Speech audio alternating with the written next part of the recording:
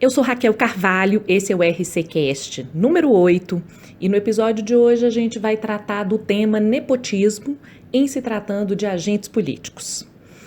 Quando a gente trabalha a ideia de nepotismo, seja em relação a agentes políticos ou não, é muito importante que a gente parta de conceitos que tragam segurança para definir aquela situação específica. E esse já é o principal problema que a gente enfrenta. Doutrinariamente, e aí quando eu falo doutrinariamente, são as pessoas que estudam as regras legais, as normas constitucionais, tudo aquilo que pode, numa determinada situação, determinar o que é para ser feito ou não naquela realidade. Inclusive decisões jurisprudenciais, decisões dos tribunais. Então, nós, quando, sob essa perspectiva de quem estuda toda a ciência do direito, quer uma resposta, já divergimos de início em relação ao próprio conceito do que é agente político ou não. Então essa já é uma dificuldade. Para eu saber se um agente político nomeado para uma determinada função incorre ou não numa situação de nepotismo, a primeira coisa que eu preciso saber é quem é agente político, ou seja, quem é que vai estar nessa situação cuja resposta eu estou buscando. Responder quem é agente político já não é algo muito fácil. E aí nós temos um segundo passo. Superando a dificuldade de saber quem é agente político e quem não é agente político, a gente precisa de uma outra pergunta. Hoje, como é que o judiciário entende que define-se a situação do nepotismo na realidade brasileira? Por quê? Porque na nossa estrutura de poder, quem dá a última palavra sobre a interpretação de situações em que há conflitos de interesse é o judiciário. E se brinca no mundo do direito que quem tem a chance de errar por último é o Supremo Tribunal Federal. Então, se a gente fosse colocar algumas perguntas em 2 passos iniciais para saber a respeito de nepotismo de agente político, a primeira pergunta é: quem são os agentes políticos? E especificamente no atual momento, representantes diplomáticos, como por exemplo embaixadores, são agentes políticos? Passada por essa pergunta vem a segunda regra. O Supremo definiu regra diferente de nepotismo para quem seja agente político em relação àqueles que exercem as demais funções do Estado? Então eu vou separar o resto do mundo dos agentes políticos. O que o STF fala para os agentes políticos? E aí sim a gente pode responder a terceira e última pergunta, que como é que a gente vai encarar o nepotismo nessa realidade? Há ou não há nepotismo aqui? A gente precisa analisar isso do ponto de vista do direito com certo tecnicismo e afastando um pouco desses arroubos políticos radicais que invadem a nossa realidade nos últimos tempos. Embora cada um de nós, obviamente, pode ter seus comprometimentos, vinculações, compromissos ideológicos e fora da análise jurídica, a gente defender isso com toda a paixão do mundo. Cada um de nós, tenho certeza, faz isso e faz isso muito bem. Mas tentando trazer a coisa para um mínimo de racionalidade, e aí eu não digo nem objetividade, porque eu acredito bem pouco nisso, eu acho que a gente tem que trabalhar com racionalidade mesmo. E vamos tentar argumentar e verificar em que ponto nós estamos em relação a todas essas perguntas, que não são perguntas fáceis, são perguntas que nos exigem certo desafio e comprometimento com a racionalidade e com um mínimo de análise científica. Fazendo a primeira pergunta de uma forma bastante objetiva: quem são agentes políticos? Representantes diplomáticos, como os embaixadores, são agentes políticos? A gente tem que analisar como que a evolução disso se deu numa parte do direito que é chamada direito administrativo. Alguns autores, alguns estudiosos foram e são referência indiscutível quando se trata do tema de agentes públicos. Quem é servidor, quem não é, quais são as categorias, como é que a gente vai dividir esse pessoal. São pessoas que se dedicaram durante anos ao estudo dessas categorias científicas e que estabeleceram determinados conceitos. Eu vou começar por uma posição minoritária daquele que eu considero no Brasil o pai do direito administrativo, que é o Eli Lopes Meireles. O Eli Lopes Meireles, basicamente, foi o primeiro autor que estruturou a disciplina do direito administrativo. As pessoas todas falam, mas o Eli está superado. Eu falo, lógico que ele está superado. Ele morreu há alguns anos. Não dá para saber o que o Eli acharia da súmula vinculante 13, que nós estamos discutindo agora, que é a súmula do nepotismo. Mas ele pegou uma ciência que não existia, tirou essa ciência do zero e estruturou suas categorias jurídicas. E nós que viemos depois, já pegamos essa cama feita. Foi só jogar o edredom por cima. Então ele saiu do zero, chegou no 50. Todo mundo saiu do 50, que ele já tinha feito o serviço sujo básico. E uma parte do serviço sujo básico que ele fez foi categorizar quem é agente público. E em relação a uma categoria de agente público, que são exatamente os agentes políticos, que é o que nos interessa agora, nós temos que ele estabeleceu um conceito bastante amplo.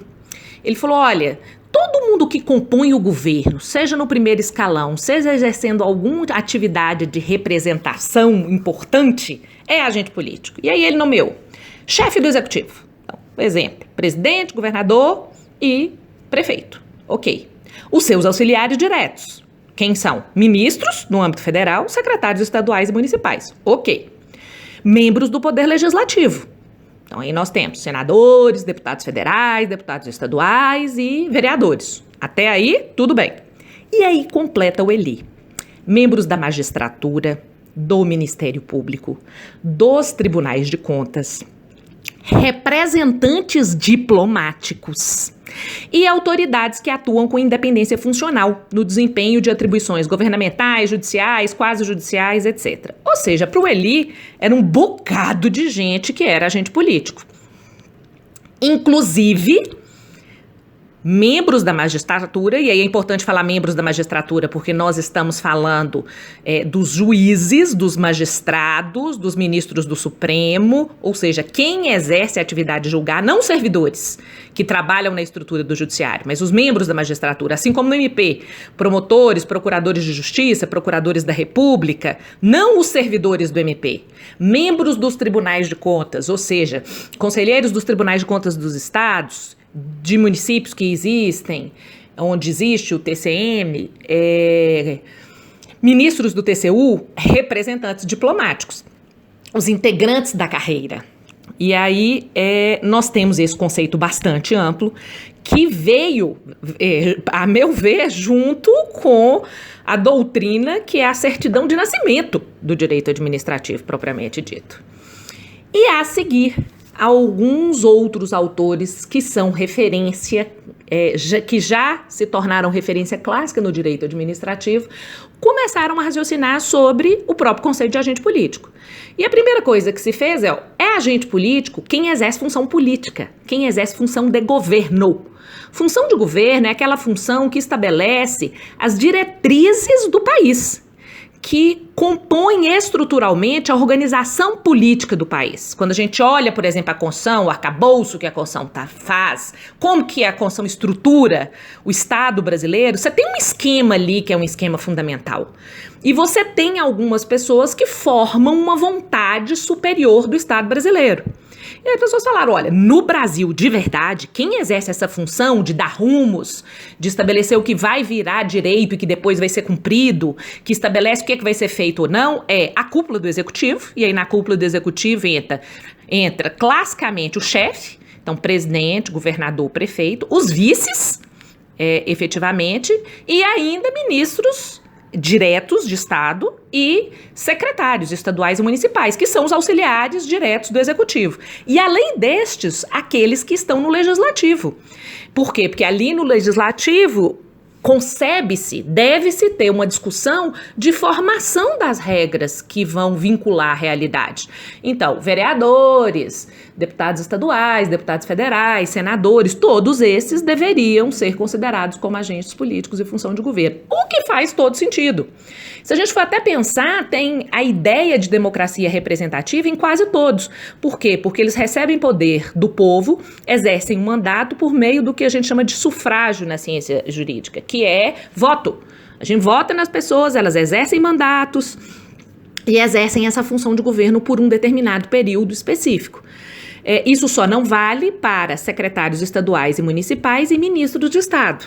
Estes recebem uma parte do poder no exercício dos cargos específicos, transferida pelo chefe do executivo propriamente dito. Mas esses claramente exercem a função de traçar estratégias. que é que vai ser feito na saúde, o que é que vai ser feito no meio ambiente, ou seja, estabelecer o destino daquela área, o destino fundamental do Estado, estabelecer o que é que vai ser feito. Isso acontece claramente em relação aos ministros de Estado, secretários estaduais e secretários municipais, ou seja, esses exercem sim uma função de governo. E aí alguns desses estudiosos começaram a falar, olha, a gente tem que separar governo de administração, quem exerce função de governo é quem define esses rumos básicos da comunidade, não significa que essas pessoas não precisam de cumprir requisitos, por exemplo, a primeira coisa que se precisa é que essas pessoas sejam cidadãs, para que elas possam, por exemplo, participar de o chefe do executivo, o vice, os membros do legislativo, desse que é o momento da eleição. Para ser candidato, tem que ser um cidadão. E isso vai qualificar, com mais outros requisitos eventuais de determinados cargos, idade mínima, etc., para o exercício dessas habilitações, para o exercício dessas atribuições propriamente ditas. O fundamental, e aí eu cito o Celso Antônio Bandeira de Mello, Marçal Justem Filho, o professor Zé dos Santos Carvalho Filho, eles falam, olha, a gente tem que ter uma ideia de função de governo. A gente está falando de quem faz uma decisão, como aparato do Estado. E a gente não pode falar, e aí vem a parte crítica em relação à posição originária do Eli, que magistrado, membro do MP, Tribunal de Contas e representante diplomático nesse país seja chamado para decidir os rumos que as políticas públicas no Brasil, eles não definem as diretrizes fundamentais, eles não têm previsão constitucional recebendo poder para definir qual é a função política primária que o Estado vai adotar em determinado setor. É verdade que a ideia de função política, ela varia. O que era função política no século XVI não é o que é função política hoje. Varia não só no tempo, varia no espaço, dependendo do território. O que é função política estatal varia conforme a sociedade de um determinado local estrutura de forma legítima, através da sua Constituição, do seu modelo democrático, das suas leis, o que de fato vai ser função política e o que de fato não vai ser função política. E no Brasil, a gente pode afirmar, e aí eu afirmo indiscutivelmente desde 1988, falando de uma função superior que é inerente à função de governo, a gente não pode falar que, de fato, alguém chame juiz para discutir como é que vai ser a reforma tributária, alguém conte com o governador, com o Ministério Público para definir como é que vai ser a reforma da Previdência. Eu até acho que trariam boas colaborações, mas isso não acontece. Embaixadores não participam do exercício da função de governo propriamente dita, no sentido do estatuto jurídico mesmo, da institucionalização da vontade constitucional através de decisões superiores do Estado. Formar a vontade estatal no Brasil reflete um pouco da soberania popular. E isso está na forma de você investir a maioria dos agentes políticos, que é a eleição. E onde isso não está, que são os ministros do Estado, e secretários estaduais e municipais, a gente fica claro que não teve o sufrágio público, né? Ou seja, não teve a eleição, mas teve uma decisão discricionária de quem foi eleito com o exercício posterior de um poder que claramente é a função de governo naquele setor.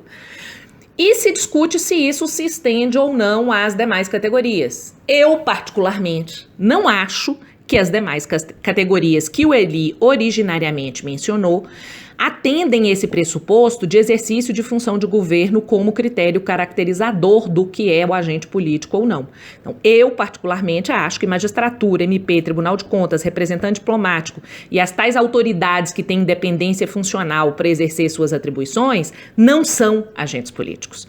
Para mim, são agentes públicos na categoria específica de servidor, e aí podem até ser servidores vitalícios, né? Servidores efetivos que têm a garantia da vitaliciedade, como é o caso da magistratura, do Ministério Público e dos tribunais de contas. Mas não se pode falar efetivamente que são agentes políticos. Para mim, não são agentes políticos. E existe ainda uma discordância a esse aspecto, e agora eu vou dar eu vou dar real para vocês. É muito curioso, porque dependendo do momento da história do país que a gente está, é muito interessante ser agente político. Então, logo que saiu a súmula vinculante 13, todo mundo queria ser agente político, uma beleza ser agente político. Por que era uma beleza ser agente político? Porque nós vamos ver, tinha uma regra distintiva que desde a origem se tentou fazer passar em relação ao nepotismo e dando uma facilitada para os agentes políticos. Então, ser agente político é uma beleza. Aí um bocado de gente tendia ao conceito que doutrinariamente é minoritário, que é o do Eli, que bota ali no pacote do agente político Deus e todo mundo. Com o passar do tempo, algumas interpretações foram ocorrendo, por exemplo, em relação à responsabilização. Uma parte dos agentes políticos tem leis que estabelecem apenas a responsabilização política, por exemplo, através de processos de impeachment. E se discutiu se seria possível ou não a responsabilização pela lei de improbidade, pela lei 8429. E havia uma divergência quanto a isso. Hoje a gente já tem decisão do Supremo, inclusive relatada pelo Teori Zavascki, em que ele falou, olha, incidem ambas as possibilidades de responsabilização. São 2 micro-universos sancionatórios no exercício da responsabilização de quem, sendo agente político, submete a eventual legislação que prevê a punição de responsabilização política, mas também se submete à Lei 8429. Você não está fora da 8429 porque você é agente político, não. Tipo, por responder por impeachment, você não deixa de responder por improbidade. As duas coisas são simultaneamente cabíveis e possíveis na realidade brasileira. Aí já vai ficando menos interessante ser agente político, porque se não tem vantagem nenhuma, para que eu vou querer ser agente político? E existe mesmo uma condescendência, eu não diria social, porque a maioria da sociedade sequer consegue compreender, mas até técnica, até dos estudiosos do direito mesmo. Dependendo do rumo que se queira tomar em relação ao resultado, e aí eu brinco, né? Hoje a gente está na era do consequencialismo, o consequencialismo ele atinge a ciência jurídica. Boa parte é capaz de fazer raciocínios que conduzam a um determinado resultado técnico, dependendo de onde você quer chegar. Então, se eu quero chegar numa vida mais fácil para uma determinada categoria de agentes, liberando essa categoria de agentes de determinadas restrições, eu vou ampliar esse conceito. Se eu quero apertar, eu vou diminuir esse conceito. Não precisa ser muito inteligente para saber que esse tipo de comportamento parcial não é nada científico. Na verdade, a gente tem que analisar a categoria jurídica e dali fazer a submissão ao ordenamento do jeito que for. Então, se agente político for um conceito grande, é pro bom e é pro ruim. Se agente político é um conceito pequeno, é pro bom e é pro ruim. Eu, particularmente, sempre entendi que agente político é vinculado à função política de governo. E sempre entendi que, com isso, membros do MP, membros da magistratura, membro do Tribunal de Contas, representante diplomata, tá fora da ideia de agente político. Então, tá junto com todo o resto dos agentes públicos, em relação ao que vier. Se for bom, se for ruim, pouco importa. A categoria jurídica é essa. Não é uma posição pacífica, a que eu tenho, muito menos a que o Eli tem, acompanhado de diversos doutrinadores contemporâneos, de alguns doutrinadores contemporâneos, e é um conceito que traz dúvida. Então, a primeira coisa que eu queria dizer em relação à pergunta, embaixador é agente político? Depende de como você entende o conceito de agente político. Eu, particularmente, respondo que embaixador não é agente político. Tem gente que responde que embaixador é agente político. Feita essa... não vou falar nem resposta, né? Nem consideração. Na verdade, feito esse reconhecimento de ausência de segurança jurídica na definição primária do conceito, a gente tem que buscar segurança em alguma coisa. Então, se você entender que embaixador é agente político, como é que é a regra do nepotismo para ele? Ou, se eu entender que embaixador político não é agente político, que embaixador não é agente político, como é que é a regra do nepotismo para ele? Para isso, a gente precisa entender um pouquinho como que começou a história da definição no judiciário do que é e do que não é nepotismo. Tudo começou, era uma vez, a Resolução 7 do CNJ. O CNJ, Conselho Nacional de Justiça, é um órgão federal que exerce atividades normativas, fiscalizatórias, punitivas disciplinares, na estrutura do poder judiciário, porque se considerou que o judiciário é amplo e mesmo quando ele é estadual, poderia um órgão federal exercer as competências na medida em que a própria Constituição estabeleceu a existência desse órgão.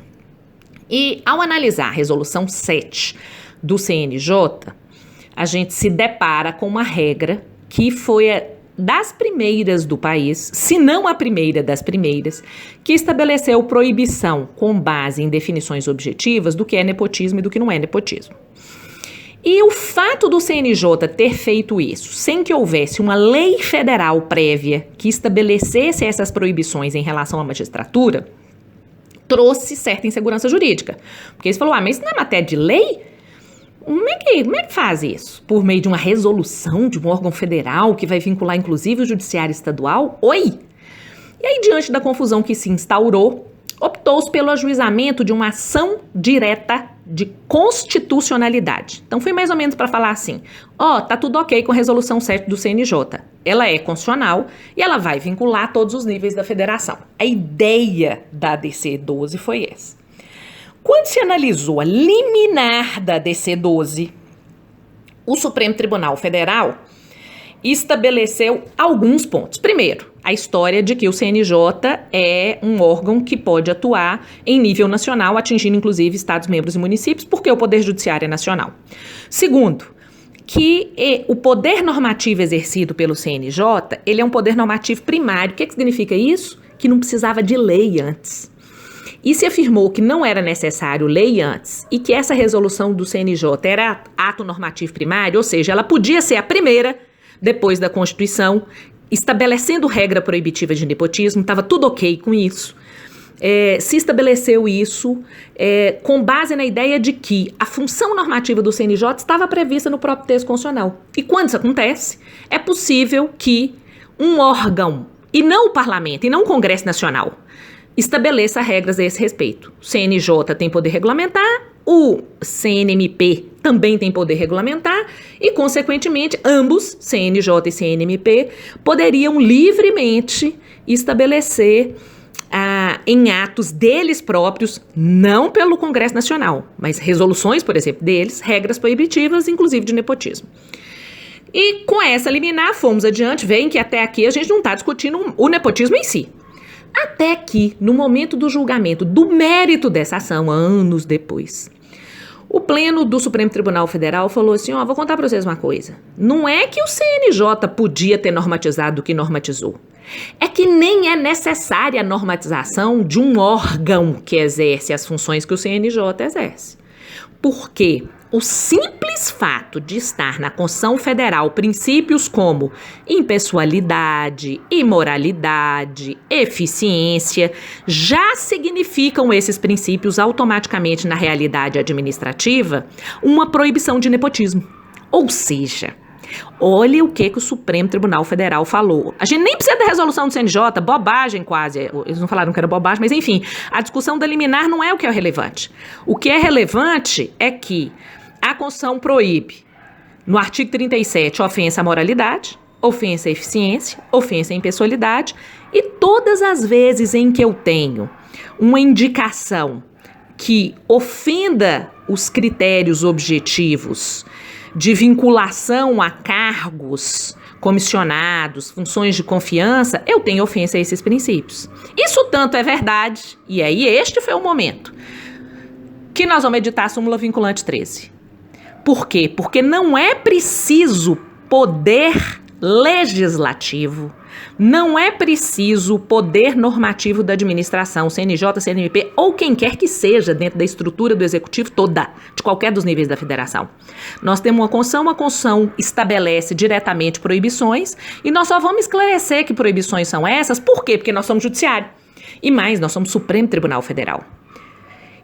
Sendo o Supremo Tribunal Federal, a gente pode, ao interpretar a Constituição, definir objetivamente os critérios da Constituição que vão produzir resultados diretos na realidade administrativa e social.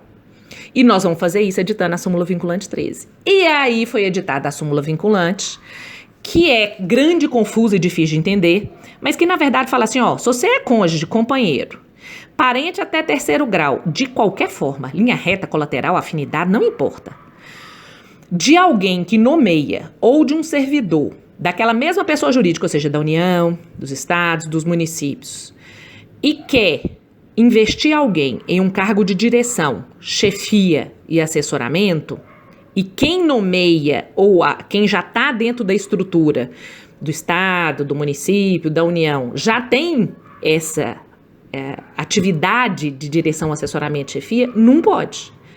Não pode designação recíproca, que é o chamado nepotismo cruzado. Não pode. Se na administração direta ou indireta, de qualquer das esferas, você não pode ter 2 da mesma família. É mais ou menos isso que se afirma na súmula vinculante. E se quer atingir, e aí ela deixa bem claro, qualquer cargo em comissão, cargo em confiança, função gratificada, qualquer coisa que implique uma designação por meio, efetivamente, do vínculo de confiança propriamente dito. Essa súmula nasce no momento em que a sociedade realmente se mostrava contrária ao nepotismo. Havia um ambiente social, tipo assim, a gente não vai tolerar esse tanto de cargo comissionado e função de confiança para familiar, não. Tem que acabar com esse negócio desse tanto de feudo na administração. E no momento em que se fez o julgamento dessa DC 12 mérito, foi também decidido um recurso extraordinário. A origem dele é Rio Grande do Norte, o RE 579951. Nesse RE, se discutia em relação a um determinado agente político, e aí a gente estava analisando efetivamente alguém que era agente político, que era integrante poder legislativo, cúpula do executivo, se poderia admitir que ele contratasse um irmão para uma função de agente político e outro para o exercício de função administrativa municipal. E aí o Supremo falou que contratar irmão para a função de agente político, então o chefe do executivo contratar alguém para ser secretário do executivo, secretário municipal, não teria problema. Mas para exercer uma função administrativa municipal de confiança, haveria de fato problema. Eu me recordo que durante esse julgamento se discutiu assim, olha, ele é chefe do executivo, ele pode nomear alguém para ser secretário, e aí se valeu inclusive da história da família dos Kennedy, né? No exercício de função política é muito comum nomear filho, tio, vejam os Kennedys nos Estados Unidos. Eu lembro que eu fiquei bem chocada com essa referência na época, achei completamente descabida, e não se admitiu para o exercício de um cargo comissionado. Então era mais ou menos assim, olha, um chefe do executivo nomear um irmão, só por ser irmão, para ser secretário municipal, pode, mas para ser motorista exercendo um cargo comissionado, não pode. Eu lembro que eu achei essa história bem absurda. Mas daí a gente pôde extrair algumas consequências que neste momento inicial o Supremo Tribunal Federal estabeleceu quase que regras muito objetivas de quem é que podia e quem é que não podia exercer funções tendo vínculos pessoais com quem nomeia ou com um servidor daquela mesma esfera. Duas situações se separaram. A primeira situação foi a situação genérica aplicada em regra em relação aos agentes públicos e a outra situação foi a dos agentes políticos. Em relação aos agentes públicos, o Supremo Tribunal Federal, neste momento inicial, indicou que era suficiente a existência do vínculo que se enquadrasse na regra da súmula. E bastando que, objetivamente, você falasse, olha, fulano é prefeito municipal. Ele quer nomear cicrana, que é irmã, que é filha, que é mãe, para o exercício de uma função de direção num cargo comissionado naquela mesma esfera. É possível? Não, não é possível. Tem a prova do vínculo? Tem. Isso caracteriza nepotismo. Foi uma definição objetiva matemática. Existe a prova do vínculo, não pode exercer, não importa que seja a melhor pessoa do mundo, não importa que ela seja brigada com quem nomeia, não importa. É um critério objetivo. Acabou. E do outro lado havia os agentes políticos. E falou, em relação aos agentes políticos, isso não vale. Então, os agentes políticos, inicialmente, estavam liberados de qualquer proibição da súmula vinculante 13. Do mesmo jeito que tinha uma proibição objetiva, havia uma liberação objetiva. A ressalva em relação aos agentes políticos era mais ou menos assim, você quer nomear alguém que tem o vínculo previsto na súmula vinculante 13, mas você quer nomear essa pessoa para uma função que é exercida por um agente político, ou seja, que exerce função de governo, ok, pode. Não importa que seja um imbecil, não importa que não tenha formação na área, pode.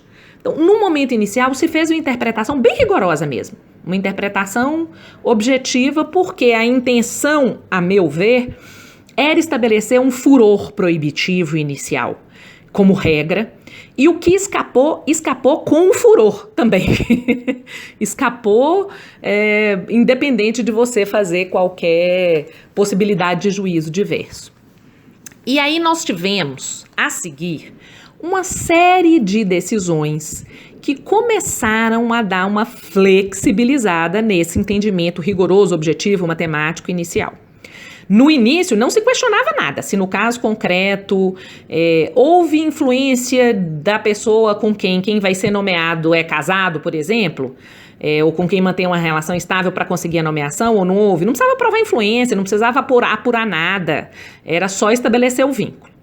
E aí eu coloco bem assim, principalmente depois de 2014, a gente começou a falar, olha, talvez a súmula vinculante 13 não possa ser o único veículo que vai tratar de nepotismo no país. A gente precisa analisar, no caso concreto, elementos da prática nepotista. Então, em relação à regra proibitiva geral, a gente começa a falar duas coisas. É possível que haja uma normatização, e aí uma normatização nos estados, uma normatização dos municípios, e as normatizações começaram a surgir nem sempre iguais às da súmula vinculante 13, o que levou a um grande número de ações judiciais. E em relação aos elementos que deveriam ser analisados, começou a se falar, olha, não é mais uma aplicação matemática. Presente o vínculo, não pode assumir. É preciso que sejam analisados determinados aspectos nessa realidade específica. Isso aconteceu com a regra geralzona do nepotismo e aquela história, pau que bate em Chico, bate em Francisco. Se a gente começa a falar que tem que analisar no caso concreto aspectos que precisam evidenciar se ocorreu nepotismo ou não, em relação aos agentes políticos, que a posição originária falava, olha, eles estão livres da súmula vinculante 13. E isso significava o quê? Isso significava que bastava que se falasse que aquilo era função de governo por um agente político, nem se discutia se há nepotismo ou não. A liberação era total. Olha, se no outro caso, que é o da proibição, nós estamos analisando o caso concreto, no caso da ressalva, nós também temos que começar a analisar efetivamente no caso concreto. Então, originariamente, agentes políticos não estavam dentro da súmula vinculante 13. Decisões posteriores, principalmente de 2014 para frente, começaram a falar, olha, tem que olhar as especificidades do caso concreto. Tem que olhar ali naquela circunstância se o agente político pode ou não exercer efetivamente aquela atividade, porque pode ser que não possa, pela formação que tem, por se tratar de um apadrinhamento, ou seja, embora inicialmente, por causa daquele recurso extraordinário 579, 951, os agentes políticos não se submetiam de jeito nenhum à proibição do nepotismo, e essa seria uma ressalva genérica, absoluta, ignorando qualquer coisa da realidade, a seguir os julgados falaram, não é bem assim não. Você pode demonstrar no caso concreto que teve apadrinhamento, mesmo para agente político, por fraude à lei, por nepotismo cruzado, por influência especificamente ali identificada. Então, se a gente for analisar, surgem elementos que são elementos a serem analisados no caso concreto, por meio de procedimentos. E aí, a meu ver, você reinsere, porque a gente, no momento inicial pós-súmula vinculante 13, teve um rigor que muitos consideram burro, mas que dava segurança jurídica. E com algumas decisões posteriores, a gente afasta esse caráter absoluto inicial e a gente entra numa realidade em que se faz uma análise subjetiva. As pessoas falam, que ela não é subjetiva, porque é em procedimento, então vai se buscar imparcialidade. Desculpa, não tem jeito. Se você cai na história de procedimento específico para analisar se ocorreu, por exemplo, influência pessoal indevida na nomeação de alguém, é aspecto subjetivo. Na verdade, assim, da forma como eu entendo, tudo é subjetivo. Mas é que o nível de subjetividade, neste segundo caso, ele é indiscutivelmente superior. Nós estamos falando aí agora de prova se, por exemplo, um chefe de Estado influenciou ou não na nomeação de um irmão, ou seja lá de quem for. É subjetivo. Existem circunstâncias que vão muito afastar a possibilidade de uma apuração que seja de fato imparcial. E o discurso abstrato que se faz em sentido contrário, de que não é assim, que não se monta procedimento para isso, monta, impede-se prova, tem pressão política. Aí o objetivismo sai pela porta lateral do quarto de dormir, porque sai, não tem muito jeito. E aí, nesse segundo momento, em que você admite análise no caso concreto, você admite para exceção do nepotismo e você admite para aferir em relação aos agentes políticos se não é possível demonstrar naquela situação concreta se ocorreu o apadrinhamento. O que, obviamente, implicaria que a nomeação do agente político é inadmissível. E nós tivemos decisões que durante algum tempo foram adotadas monocraticamente no Supremo. O Supremo inicialmente, por suas turmas, começou a analisar essa situação, mas se a gente for olhar de 2017 em diante, o Supremo não mais pelas turmas, nem pelo pleno, se pronunciou sobre esse aspecto. Falou que não cabia o recurso, precisava analisar aspectos fáticos, o que não cabe no recurso extraordinário para o Supremo Tribunal Federal, a forma como foi colocada pelo tribunal de origem não permitiria, a reclamação não seria a via eleita, ou seja, o Supremo, através do pleno e das turmas, parou de tratar desse assunto. E aí surgiram o quê? E essa é a grande questão. Eu tenho até já um artigo publicado sobre isso, quem quiser ter acesso, essa análise está bonitinha, jurisprudencial lá, é www.raquelcarvalho.com.br, é o direito administrativo para todos, né? E lá, se vocês colocarem nepotismo, já vai aparecer esse artigo. Esse artigo é de março de 2018. E aí, nesse artigo, eu falei, olha, analisa aqui comigo e vê, eu enumerei todas as decisões, eram decisões monocráticas, que foram analisando essas controvérsias surgidas, e aí fica claro que a gente tem ministros com posições diversas. Então, você tem, por exemplo, o ministro Ricardo Lewandowski, o ministro Celso de Mello, afastando o nepotismo na hipótese, por exemplo, de nomeação do marido da prefeita como secretário municipal. Falando que investigação de situações de nepotismo em relação a cargos políticos não admitiria. Tem uma decisão do ministro Gilmar Mendes falando da nomeação de esposa de vice-prefeito para desempenhar o cargo de secretária, afastando o que teria ocorrido o nepotismo. Então, meio que sustentando a exceção do recurso extraordinário 579-951. E em sentido contrário, com posições muito mais rigorosas, a gente tem, por exemplo, posições do ministro Luiz Roberto Barroso, do ministro Marco Aurélio, falando, olha, pode até ser que, em princípio, o Pleno do Supremo tenha afirmado que você pode nomear um cônjuge para ser um secretário estadual, um secretário municipal. Mas nesse caso aqui, tá claro que ele não tem experiência nenhuma. Então, analisando as circunstâncias do caso concreto, tá claro que é apadrinhamento. O ministro Luiz Roberto Barroso fala, olha, se você verifica que não tem qualificação técnica, que não tem idoneidade moral, ou seja, que há inidoneidade moral, não posso admitir que alguém exerça um cargo de natureza política como secretário municipal ou estadual. O ministro Edson Fachin reconhece em várias decisões monocráticas que, para cargos políticos como secretários municipais, ainda não há uma posição pacífica. E aí eu falo que o Brasil, gente, ele não é um país para principiantes. Como já dizia o querido e saudoso Tom Jobim, mas não é mesmo. Porque, ó, pra você ver, a gente tem numa decisão do Supremo, um ministro do Supremo reconhecendo, corajosamente, eu valorizo, mas o que me assusta é o que é preciso ser reconhecido, que não há segurança jurídica numa matéria de súmula vinculante do Supremo. Deus meu, que mundo é esse? O próprio Supremo editou uma súmula vinculante. O próprio Supremo, em decisões monocráticas posteriores, reconhece que não há segurança jurídica na definição do próprio Supremo. É assim que a gente tá. As pessoas falam assim, o que você acha a respeito da existência de nepotismo em relação a um cargo político, Raquel? Como, por exemplo, de embaixador. Aí eu falo assim, vocês querem meu juízo moral, porque eu tenho um juízo moral, óbvio. Vocês querem meu juízo técnico ou vocês querem que eu conte da ciência do direito administrativo? Aí todo mundo quer da ciência, né? Para ter uma posição pessoal sustentável. Eu falo, do ponto de vista da ciência do direito administrativo, depende. Depende do quê, Raquel? Depende do que você acha que é agente político, porque tem divergência doutrinária.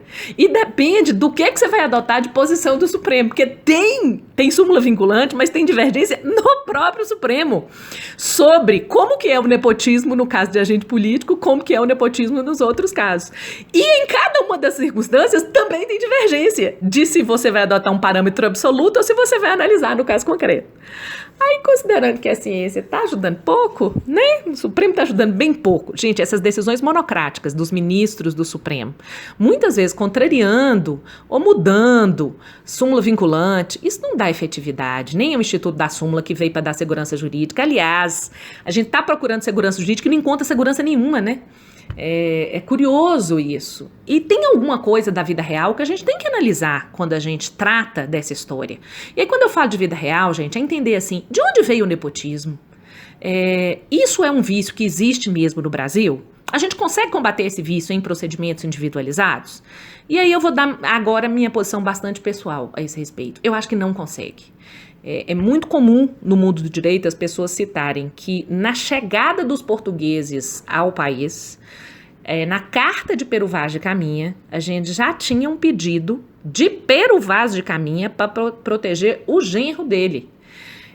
Mande vir da ilha de São Tomé a Jorge de Osório, meu genro, que vai receber com muita mercê. Ou seja, a gente começa com a pessoa que chega aqui pedindo para um dos familiares de quem está pedindo para ele exercer um poderzinho do Estado. Então, é o poder individual, o interesse individual prevalecendo sem consciência do que é esfera pública e esfera privada. E esse favorecimento pessoal de quem exerce o poder, ele não é raro, não, e ele também não é só do âmbito do direito.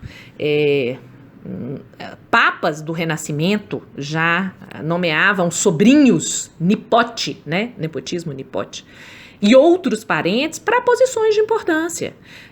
Se a gente for analisar, nepotismo é sempre quando eu estou protegendo um familiar. Eu tenho uma curiosidade muito grande em relação aos históricos, aos aspectos históricos dessa matéria, e prática de favorecer parente foi registrada no Japão no ano 669. Tinha uma família Fujiwaka, que era dividida em 4 ramos e chefiados por 4 irmãos. E o poder passou das mãos do soberano aos dessas famílias, que tinham uma prática que era casar uma das filhas do chefe do clã dos irmãos com o imperador. E aí colocava parente próximo. Mas os Fujiwaka tomaram a rasteira dos Kiyomori, que adotou a mesma prática dos Fujiwaka. Aprendeu, nomeou parente para função de importância. Conseguiu o título de nobreza. E não é só no Japão, em 1669. Na Itália renascentista, nomeavam-se parentes para posições militares e posições políticas.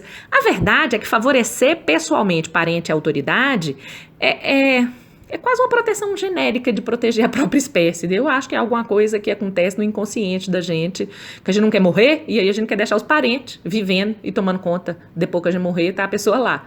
Tem um livro que é sempre citado e que eu adoro, que é o livro do Sérgio Buarque de Holanda. Tem duas referências para mim que são muito importantes. A do Sérgio Buarque de Holanda, que veio muito cedo, ainda na adolescência, quando eu já procurava entender isso.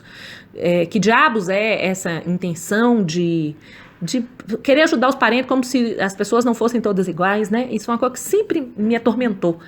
E um artigo que eu fui descobrir já no início da atividade do magistério, lá pela década de 90, que depois foi republicado, e aí já bem mais aperfeiçoado, em 2006, quando eu estava dando aula na Fundação Escola Superior do MP.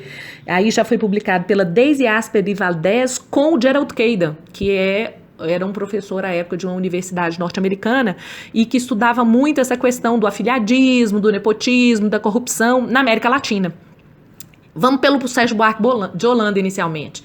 Ali eu achei pela primeira vez uma análise mais técnica dessa ação, desse vício nosso, que é ampliar o círculo familiar e ocupar o espaço público.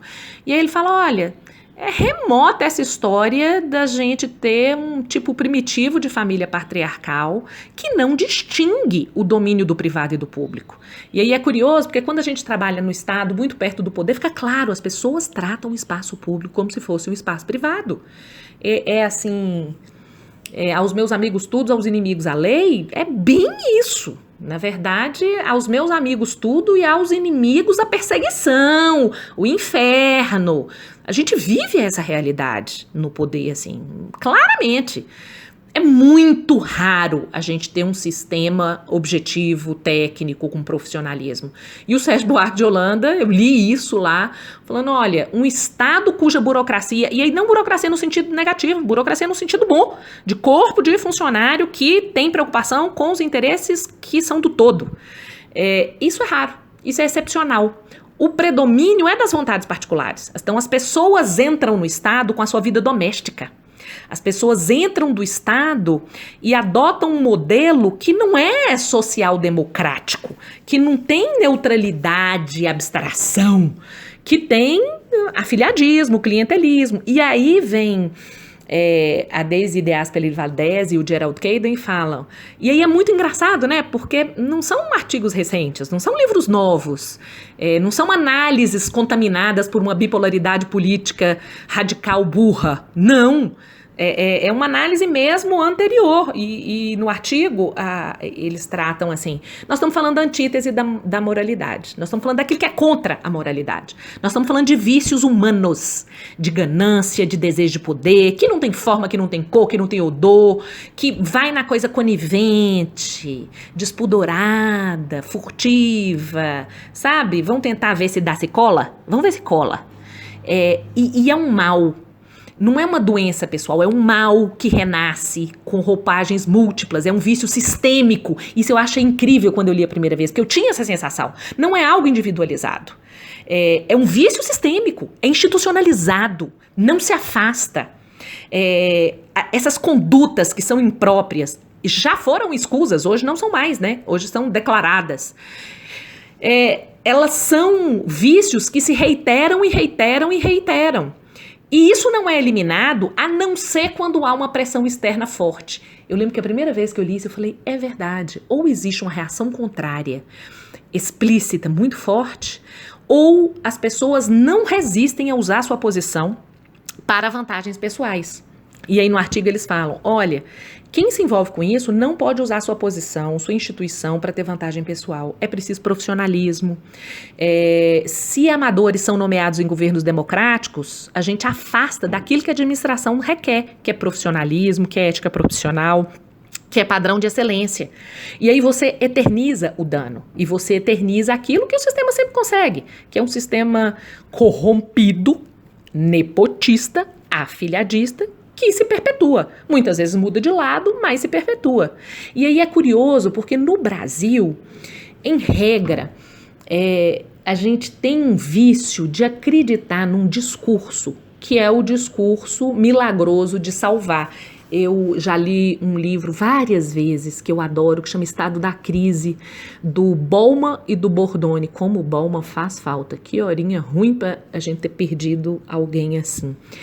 Porque muito antes de 2016, das manifestações das ruas contra a corrupção, o Bauman falava, olha, a gente está num momento, e aí ele não falava do Brasil, ele falava do mundo.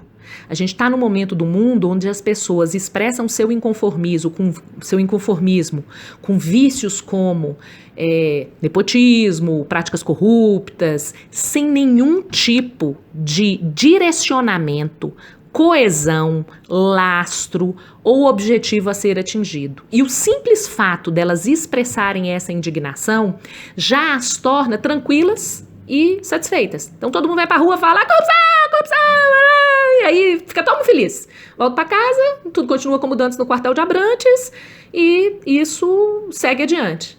E aí o Bordoni e o Bauman escrevem antes de 2016. Essa é a realidade própria para o surgimento do político que é o Messias, que canaliza isso como se fosse o milagroso. E na época que eu li, eu lembrei do Collor. Eu falei, olha, foi exatamente isso que aconteceu. As pessoas vão para a rua, falam, acredita que o milagre vai acontecer, voltam para suas casas e não estabelecem comportamentos diversos na sua rotina, não estabelecem formas organizadas sociais de fiscalização do exercício da política, porque estão todas preocupadas com a sua sobrevivência, e o espaço político desce a ladeira de quem está sem freio. E quem canaliza isso não necessariamente se afasta do vício. E a gente está vivendo agora uma situação que eu acredito é a representação disso.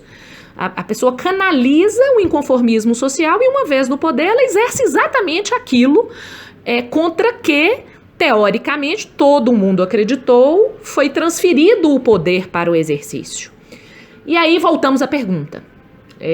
Raquel, você acha que um vínculo de primeiro grau entre o chefe do Executivo Federal e alguém para exercer um posto de representação diplomática destacada, como nomeação do Eduardo Bolsonaro, filho do presidente da República, Jair Bolsonaro, para a Embaixada de Washington, apresenta vícios? Do ponto de vista do direito administrativo genericamente, vocês já sabem que a resposta é depende. A minha posição pessoal técnica eu considero que embaixador não enquadra no conceito de agente político capaz de se beneficiar da ressalva originária do recurso extraordinário em relação à ADC 12.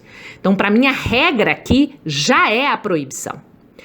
Em relação a qual proibição a partir da decisão do Supremo, eu particularmente acredito que a proibição no momento que a gente vive ainda, e aí eu falo ainda porque é desde 1500 até hoje, tem que ser uma proibição de caráter absoluto. Raquel, mesmo que isso implique não nomear alguém que seja fantástico para um cargo de direção, para auxiliar uma área pública, imagine que, sei lá, se torna agente político Drauzio Varela e que tem um filho que é um incrível médico, ele não pode ser secretário de saúde? Não pode. Mas é um absurdo, nessa circunstância, é um absurdo individual que se justifica em face da necessidade da gente acabar com esse vício de clientelismo, afiliadismo que a gente tem na realidade da administração pública e dos poderes do Estado. E quanto mais eu trato de agente político, mais eu acho que eles não têm que ser exceção. Então, na verdade, assim, nesse caso, a minha resposta é positiva, porque, primeiro, eu não acho que embaixador é agente político, e não sendo, está na regra geral da proibição, e eu defendo a interpretação rigorosa, ainda hoje. Eu não acho que essa evolução em decisões monocráticas do Supremo sejam razoáveis. Não importa a que pressões, ou a que entendimentos, ou a que essas flexibilizações tenham servido. Raquel, mas quem não pensa como você? Quem acha que representante diplomático é óbvio que exerce função política porque representa o país fora do Brasil. Eu escutei isso de ontem para hoje umas 40 vezes. Quem não acha isso vai ter que cair na interpretação do Supremo. E aí, imaginando por exercício criativo, praticamente Fernando Pessoa aqui. Vamos imaginar que eu estivesse tratando de um cargo que eu considero agente político. Neste caso específico, eu acho que se justifica a ressalva feita originariamente pelo Supremo? Não acho. Eu, Raquel, divirjo da ressalva feita pelo Supremo. E tendo sido feita pelo Supremo, eu não acho que ela poderia ser absoluta. Não há coesão no raciocínio, e eu sei disso, mas é porque eu penso realmente nessa circunstância específica que a gente precisa fazer prevalecer a regra proibitiva do exercício de poder em relação a qualquer pessoa que tenha poder político, poder de nomeação administrativo para cargos comissionados ou funções de confiança no país. Minha posição é independente de quem esteja exercendo o poder. Eu considero que política e moralmente é criminoso utilizar o poder num momento como o nosso para perpetuar vícios que são capazes de corromper a estrutura do Estado brasileiro, comprovadamente nos últimos séculos, de uma forma que é criminosa e intolerável.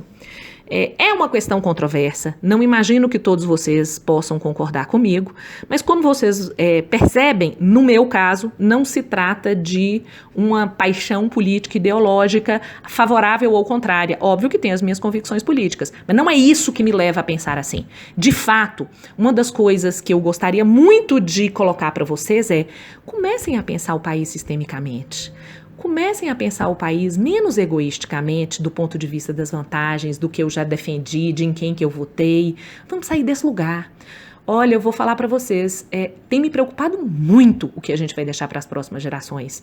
Eu não tenho filhos, mas a capacidade de entender como que a gente pode amar, desde as pessoas próximas, como os sobrinhos, até gerações de crianças, não é difícil. Eu sei que a maioria não consegue nem mensurar o que é isso, mas não é difícil imaginar que algumas pessoas possam ter isso. E querem saber, desenvolvam isso. Vamos pensar que a gente tem que deixar um mundo melhor. E um mundo melhor é um mundo que, de fato, se afaste desse tipo de vínculo que é uma doença, que é um mal e que corrompe a nossa realidade. Gente, vamos sair desse lugar, pelo amor de Deus. A gente não pode continuar manipulando o instituto teórico e decisões judiciais para fazer eternizar o que nos está matando como sociedade, como país. Divido essa angústia. Eu brinco que eu chego a me emocionar quando eu falo disso mesmo. Teve um congresso de que eu participei em que eu li um poema da Mônica Raufel-Baer, em que eu chorei na frente de um palco, sei lá, para 1.000 pessoas, sei lá quantas pessoas tinham ali dentro, porque é algo que realmente me emociona. Eu ainda não sei por quê, porque as indignações, elas vêm desde a adolescência sendo partilhadas e frustradas, né, as possibilidades de recomposição. Mas eu acho que é isso que mantém a gente em pé. E aí, assim, reflitam, pensem, e tenham esperança. A gente precisa ter uma esperança combativa, a gente precisa resistir. Um grande abraço, um enorme prazer dividir isso com vocês. Até a próxima!